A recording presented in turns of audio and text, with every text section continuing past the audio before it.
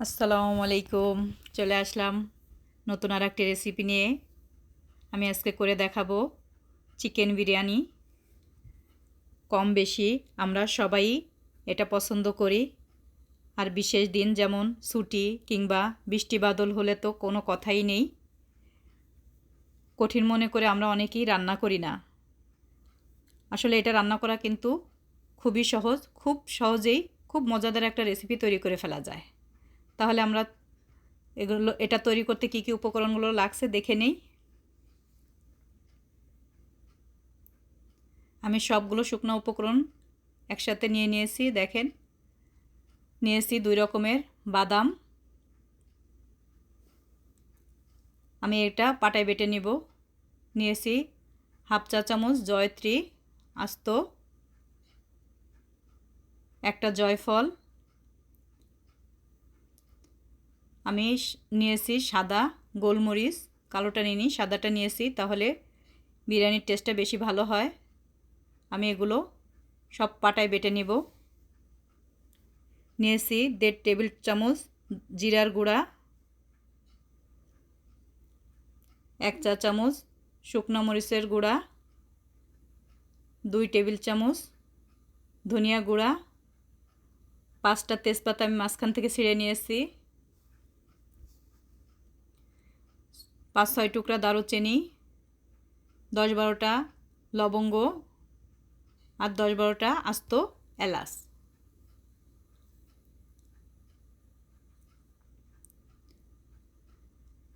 আদা রসুন নিয়েছি আমি এখানে 2 টেবিল চামচ উঁচু উঁচু করে আদা নিয়েছি, আর 2.5 টেবিল চামচ রসুন বাটা নিয়েছি। হাফ কাপ টক দই, 2 কাপ পেঁয়াজ আর 12-13টা কাঁচামরিচ।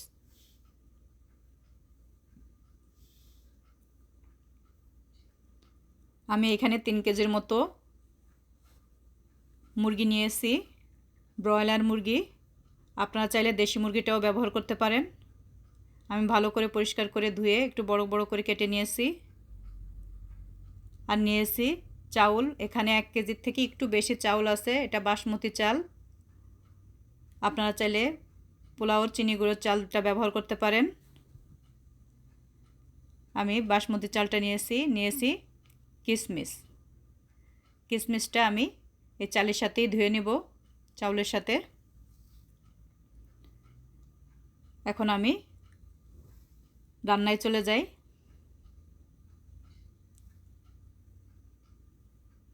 কড়াই বসিয়ে দিয়েছি, কড়াই গরম হয়ে গেছে, এখন তেল দিয়ে দিব। আমি এখানে 1 কাপ তেল দিয়ে দিলাম। এখন পেঁয়াজটা দিয়ে আমি এটাকে ভালো করে ভেজে নেব, পেঁয়াজ বেরেস্তা করে নেব। আমি এখান থেকে কিছুটা পেঁয়াজ উঠাই নেব। এই যে বেরেস্তা হয়ে গিয়েছে, আমি কিছুটা পেঁয়াজ বেরেস্তা উঠাই নেব।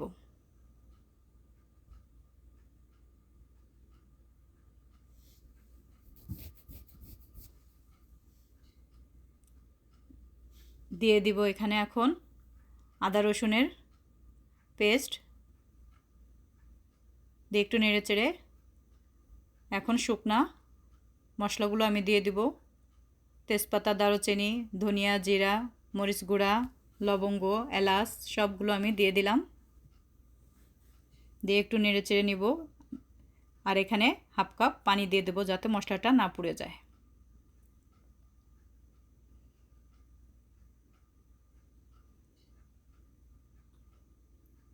আমি এখন এখানে পরিমাণ মতো লবণ দিয়ে দিব। আপনারা অবশ্যই মাংসের পরিমাণ অনুযায়ী লবণটা দেবেন। এটাকে দিয়ে এখন আমি ভালো করে এই মশলাকে কষিয়ে নেব। আমি এখানে এখন টক দইটা দিব না, একটু পরে দিব। মশলাটা কষিয়ে নিয়ে টক দইটা দিয়ে দিলাম, আর দিয়ে দিব বাদাম বাটাটা। এটা ভালো করে নেড়ে চেড়ে নিতে হবে যাতে নিচে না পুড়ে যায়, সেই দিকে খেয়াল রাখতে হবে। পুড়ে গেলে কিন্তু মাংস রান্নাটা মজা লাগবে না খেতে। আমি এখন এখানে মাংসগুলো দিয়ে দিব।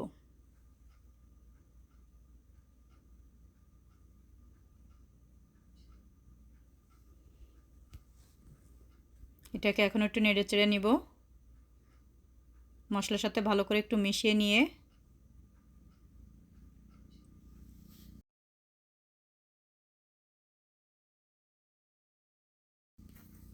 দিয়ে দিব কাঁচামরিচগুলি। কাঁচামরিচ আর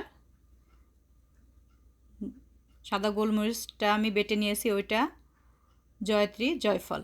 এখন আমি এর সাথে মিশাই দিব। আর দিয়ে দিব 1 কাপ দুধ। এই যে আমি জয়ত্রী জয়ফল আর গোলমরিচটা বেটে নিয়েছিলাম, ওটা দিয়ে দিলাম। আর 1 কাপ দুধ দিয়ে দিলাম।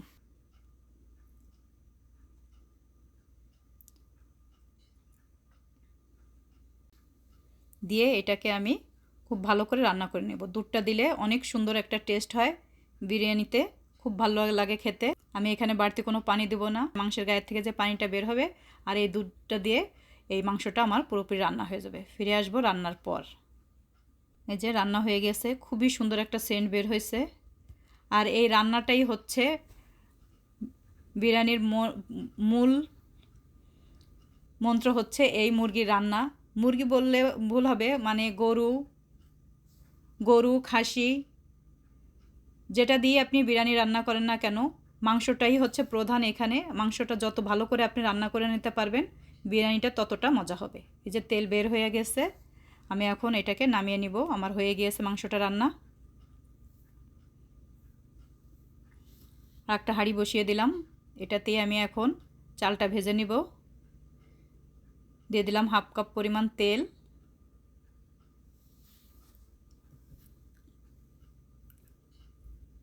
আর কিছুটা ঘি দিয়ে দিলাম।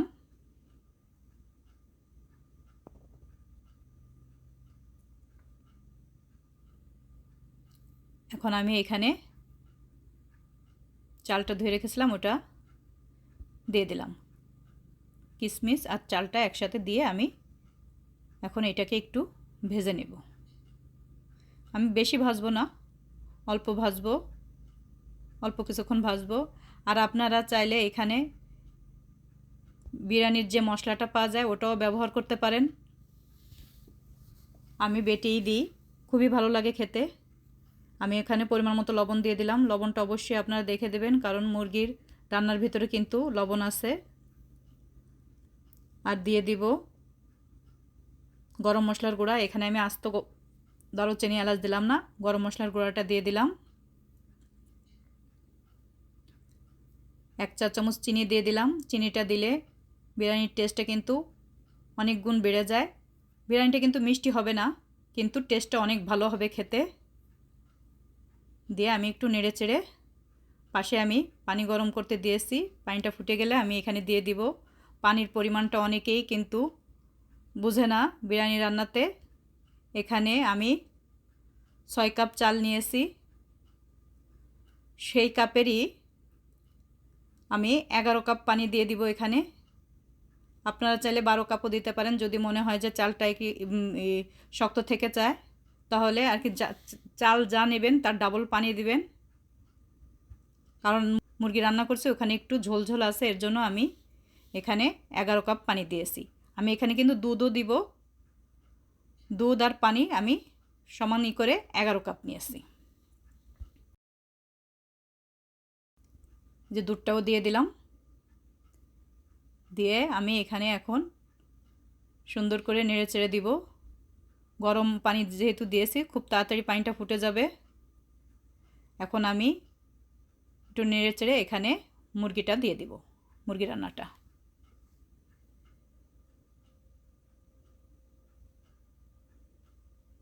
মুরগির রান্নাটা হয়ে গেলে, গোশটা রান্না হয়ে গেলে আর বেশিক্ষণ লাগে না আপনার এই বিরিয়ানিটা রান্না করতে। পানি ফুটে গিয়েছে। আমি এখন এখানে একটু কেওড়া জল দিয়ে দিলাম, 1 চা চামচের মতো। কেওড়া জল না থাকলে গোলাপ জলটাও ব্যবহার করতে পারেন। আবার যদি কেউ পছন্দ না করেন, এটা স্কিপ করেও যেতে পারেন। আমি এখন নেড়েচেড়ে এখানে